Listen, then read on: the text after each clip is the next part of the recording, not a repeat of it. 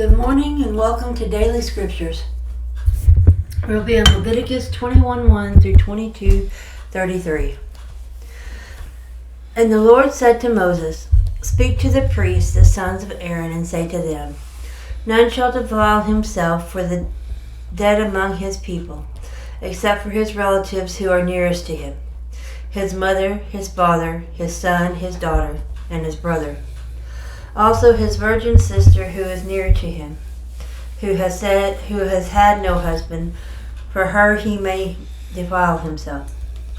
Otherwise he shall not defile himself, being a chief man among his people, to profane himself. They shall not make any bald place on their heads, nor shall they shave the edges of their beards, nor make any cuttings in their flesh. They shall be holy to their God, and not profane the name of their God. For they offer the offerings of the Lord made by fire, and the bread of their God, therefore they shall be holy. They shall not take a wife who is a harlot or a defiled woman, nor shall they take a woman divorced from her husband, for the priest is holy to his God. Therefore you shall consecrate him, for he offers the bread of your God. He shall be holy to you, for I, the Lord, who sanctify you, am holy. The daughter of any priest, if she profanes herself by playing the harlot, she profanes her father, she shall be burned with fire. He who is the high priest among his brethren, on whose head the anointing oil was poured, and who is consecrated to wear the garments, shall not uncover his head, nor tear his clothes, nor shall he go near any dead body, nor defile himself for his father or his mother, nor shall he go out of the sanctuary, nor profane the sanctuary of his God, for the consecration of the anointing oil of his God is upon him. I am the Lord. And he shall take a wife in her virginity, a widow, or a divorced woman, or a defiled woman, or a harlot. These all shall not marry. But he shall take a virgin of his own people as wife, nor shall he profane his posterity among his people, for I, the Lord, sanctify him. And the Lord spoke to Moses, saying, Speak to Aaron, saying, No man of your descendants is succeeding generations who has any defect may approach to offer the bread of his God. For any man who has a defect shall not approach. A man blind or lame, who has a marred face, or any limb too long. A man who has a broken foot, or a broken hand, or is a hunchback, or a dwarf. Or a man who has a defect in his eye, or eczema, or scab, or is a eunuch. No man of the descendants of Aaron the priest who has a defect shall come near to offer the offerings made by fire to the Lord. He has a defect. He shall not come near to offer the bread of his God. He may eat the bread of his God, both the most holy and the holy. Only he shall not go near the veil or approach the altar, because he has a defect, lest he profane my sanctuaries, for I, the Lord, sanctify them. And Moses told it to Aaron and his sons, and to all the children of Israel. Then the Lord spoke to Moses, saying, Speak to Aaron and his sons, that they separate themselves from the holy things of the children of Israel, and that they do not profane my holy name by what they dedicate to me.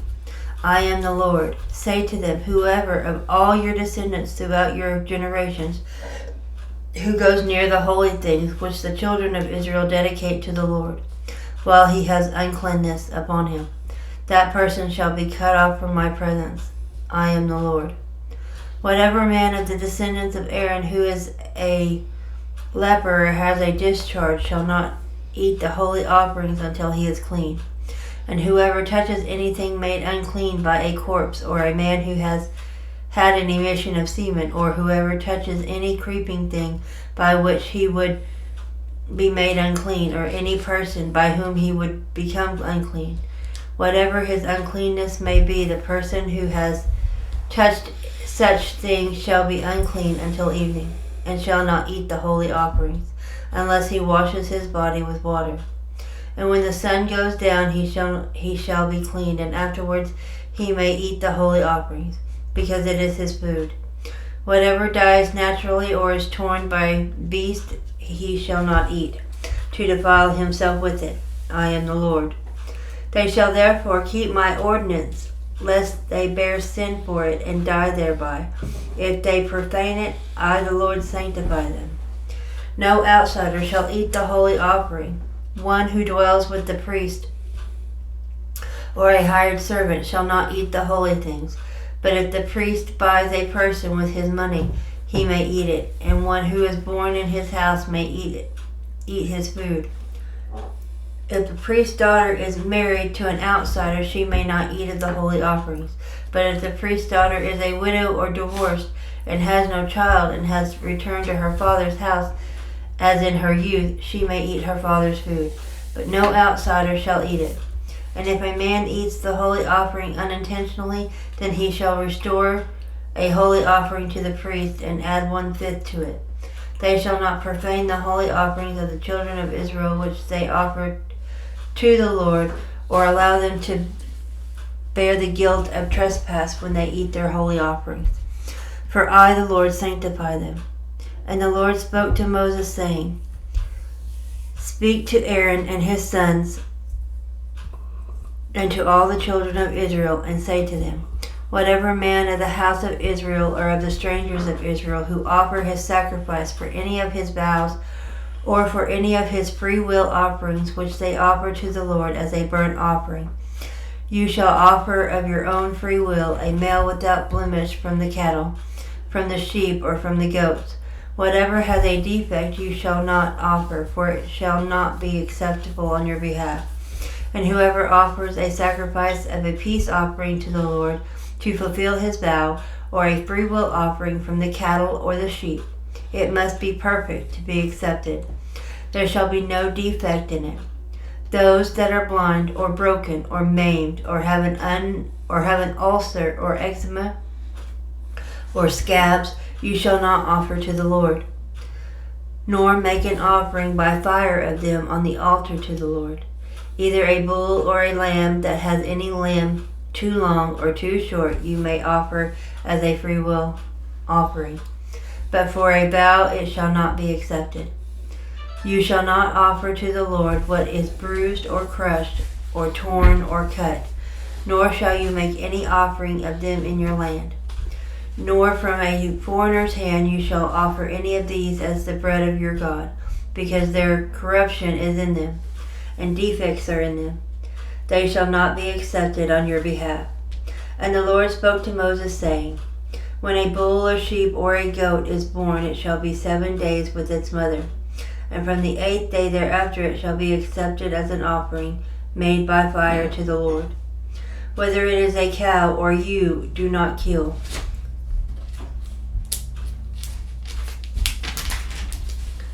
Both her and her young on the same day. And when you offer a sacrifice of thanksgiving to the Lord, offer it of your own free will. On the same day it shall be eaten. You shall leave none of it until morning. I am the Lord. Therefore you shall keep my commandments and perform them. I am the Lord. You shall not profane my holy name, but I will be hallowed among the children of Israel. I am the Lord who sanctifies you, who brought you out of the land of Egypt. To be your God, I am the Lord. Psalms 27, 11-14. Teach me your way, O Lord, and lead me in a smooth path. Because of my enemies, do not deliver me to the will of my adversaries, for false witness has arisen against me, and such as breathe out violence. I would have lost heart unless I had believed that I would see the goodness of the Lord in the land of the living. Wait on the Lord, be of good courage, and he shall strengthen your heart. Wait, I say, on the Lord. Proverbs 10, 13-16. Wisdom is found on the lips of him who has understanding, but a rod is for the back of him who is devoid of understanding. Wise people store up knowledge, but the mouth of the foolish is near destruction.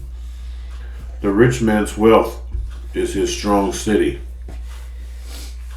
The destruction of the poor is their poverty. The labor of the righteous leads to life, and the wages of the wicked to sin. Mark 5:21-43. Now, when Jesus had crossed over again by boat to the other side, a great multitude gathered to him, and he was by the sea. And behold, one of the rulers of the synagogue came, Jairus by name, and when he saw him, he fell at his feet and begged him earnestly, saying, My little daughter lies at the point of death. Come and lay your hands on her, that she may be healed, and she will live. So Jesus went with him, and a great multitude followed him and thronged him. Now a certain woman had a flow of blood for 12 years, and had suffered many things from many physicians. She had spent all that she had, and was no better, but rather grew worse. And when she heard about Jesus, she came behind him in the crowd and touched his garment. For she said, If only I may touch his clothes, I shall be made well. Immediately the fountain of her blood was dried up, and she felt in her body that she was healed of the affliction. And Jesus, immediately knowing in himself that power had gone out of him, turned around in the crowd and said, Who touched my clothes? But his disciples said to him, You see this multitude thronging you, and you say, Who touched me? And he looked around to see her who had done this thing. But the woman, fearing and trembling, knowing what had happened to her, came and fell down before him and told him the whole truth. And he said to her, Daughter, your faith has made you well. Go in peace and be healed of your affliction. And while he was still speaking, some came to the ruler of the synagogue's house and said, Your daughter is dead. Why trouble the teacher any further? And as soon as Jesus heard the word that was spoken, he said to the ruler of the synagogue, Do not be afraid, only believe. And he permitted no one to follow him except Peter, James, and John, the brother of James. Then he came to the house of the ruler of the synagogue and saw a tumult, and those who wept and wailed loudly. When he came in, he said to them, Why make this commotion and weep? The child is not dead, but sleeping. And they ridiculed him. But when he had put them all outside, he took the father and the mother of the child, and those who were with him, and entered where the child was lying. And then he took the child by the hand, and said to her, Talitha cumi, which is translated, Little girl, I say to you, arise. Immediately the girl arose and walked, and she was 12 years of age. And they were overcome with great amazement.